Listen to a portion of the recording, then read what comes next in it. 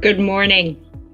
As a settler on this land, I want to begin by gratefully acknowledging that I'm currently streaming from Anishinaabe Waki, Kanyen Mohawk, and Omami Winnie Niwag Algonquin territories.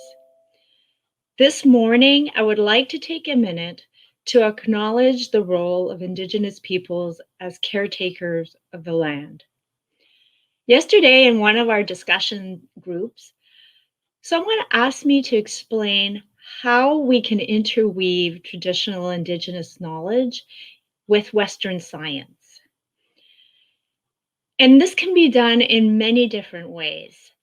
There's so much that we can learn from Indigenous peoples and the oral tradition that they have had since time immemorial.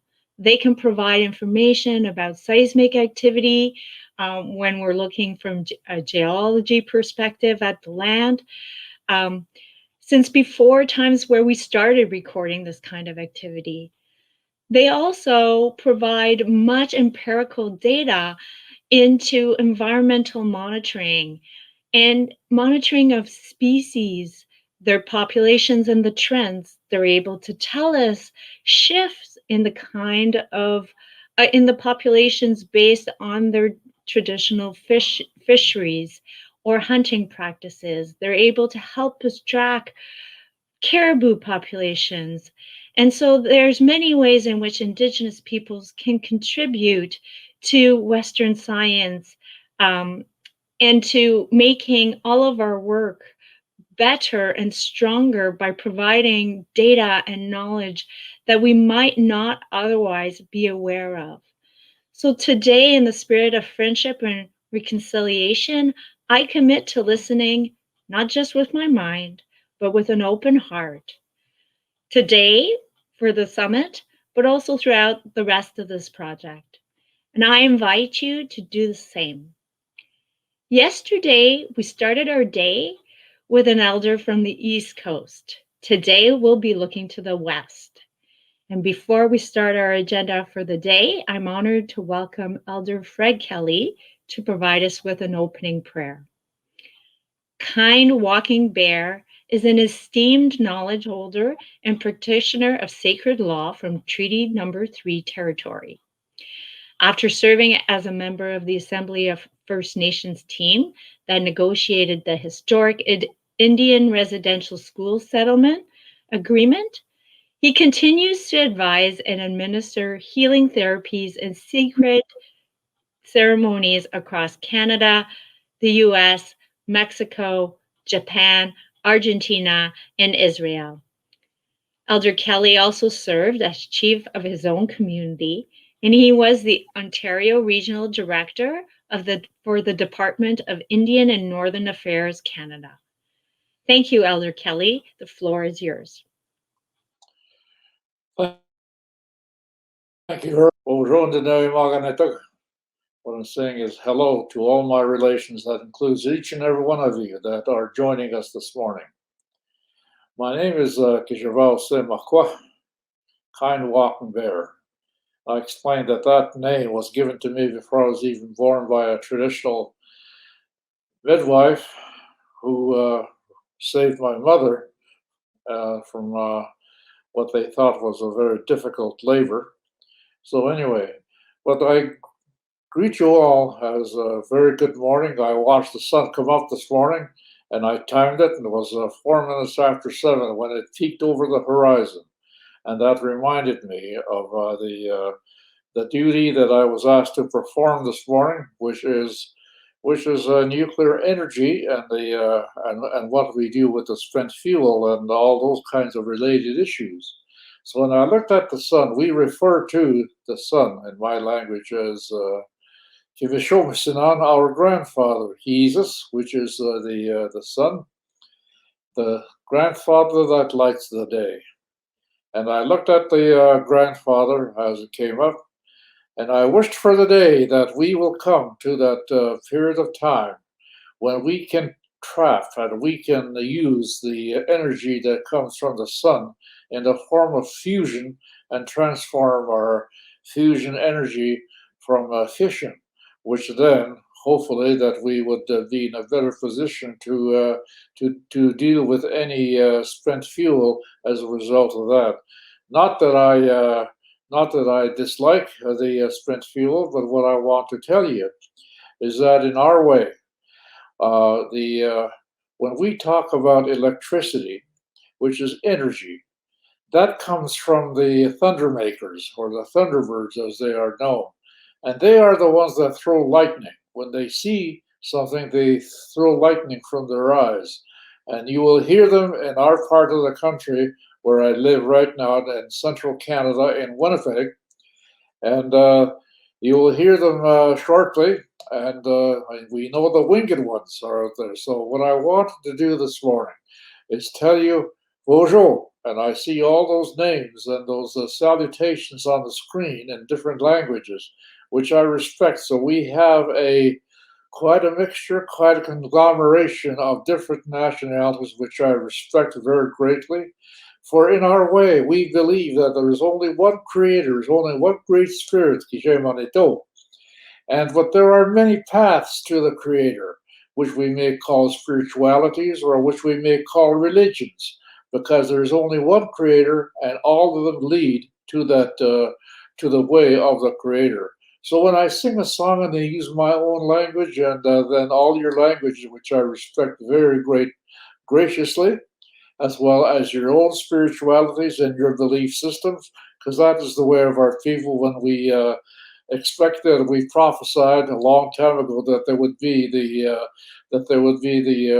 other colors of people that would be coming to our shores. And so I wanted to make sure that you were welcome, and that when I say bonjour, let me explain that. When I say bonjour, we are not trying to emulate the French-speaking language. It's too beautiful of a language to desecrate, and certainly I won't even try. But when I say bonjour, it means I acknowledge you as my brother and my sister under the original human being, which in our case is Nana Vojo, which is symbolized in Thunder Bay as the sleeping giant. And across from that bay is the Thunder Mountain. So I mentioned those, and that is Anishinaabe country, and I am Anishinaabe, so I want to mention those. So when I say Vojo, it is a contraction of Nana Vojo rather than trying to emulate somebody else's language. So by way of those introductory remarks, I wanted to tell you that when our people welcomed the people that came from across the pond and landed upon Turtle Island, which we call Hinakominis, which is Turtle Island, and you had the great honor of having one of my respected friends, Imelda Hurley, yesterday over the meetings, and I'm not sure that I can follow those footsteps, so I'll do it in my own way. And what I want to do this morning is tell you that I am, and when I do these ceremonies, what I'm going to do is a song because we want you and our people, and I certainly want, and I will do the invocation, that each and every one of you participating, and those of you that are not participating but intending to or have participated, that you will benefit from the gracings and the blessings of the Creator and the spirits of the four directions, the East, the South, the West, and the North. For me, it's the spirit of the wolf that runs from the east, runs forward in front of human being to show the way, the right way that the Creator intended for us, and may we be guided accordingly by the spirit of the wolf. And to the south is the winged one, and the flyer. And now we will be welcoming, and we are welcoming those flyers that are returning from their winter journey into the south. And so, the winged one sits to the south, sees into eternity. And we ask that we be given the vision today to have some of that vision so we can see forward, so that our future generations will be safe, they'll be healthy as we would want them to be, and as the Creator would like it to be as well. And then I go to the west where the bison stands. each and every one of our ways that we're given to each one of our peoples. It's the bison that stands to the west, stands firmly on each one of these ways that we will maintain cultural and territorial integrity.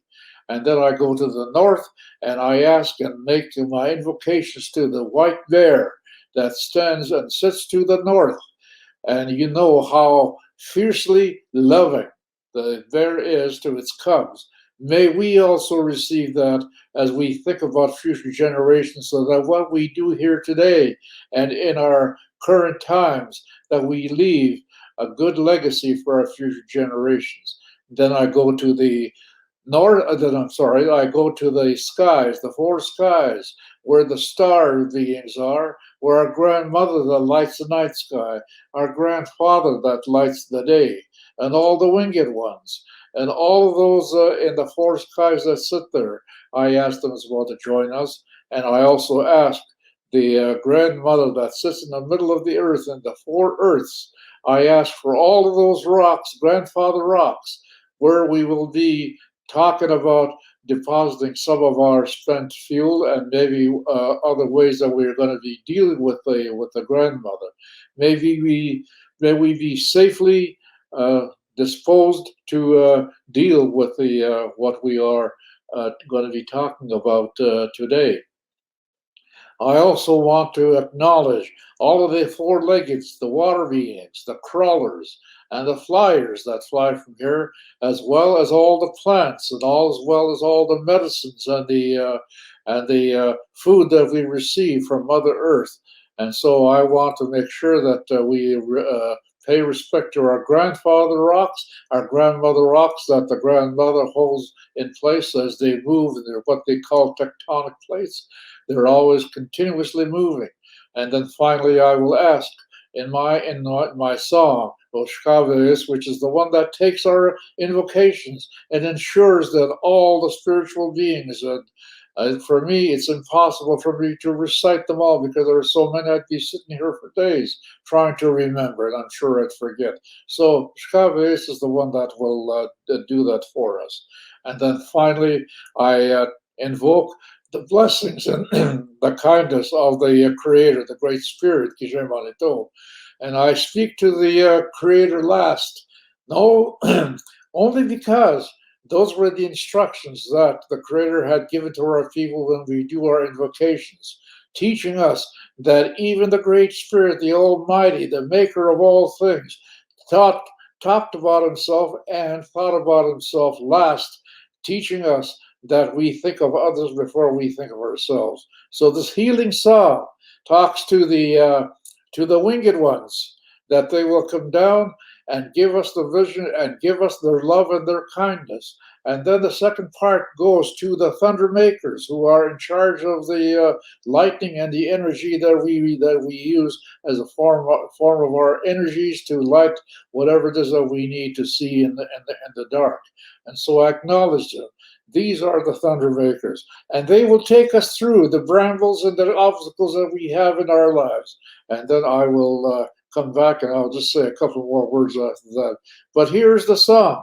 It's a healing song for each and every one of you, your partners, your parents, your children, your relations, all of your close loved ones, and the ones in your family, as I said before, those in your community, and those in your nations, and all of those people in Canada, that we be respectful to one another as we do our duties as we are asked to do today.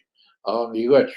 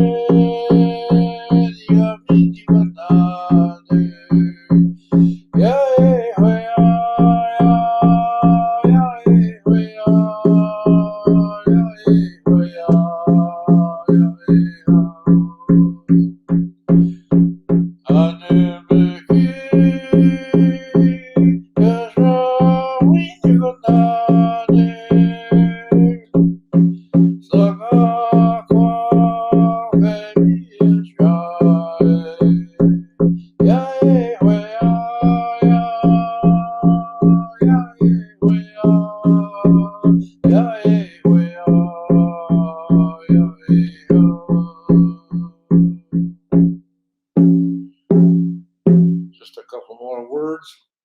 That song in the first part says, "The winged ones will invoke from the Creator the blessing for a good life in going into the future for all of us."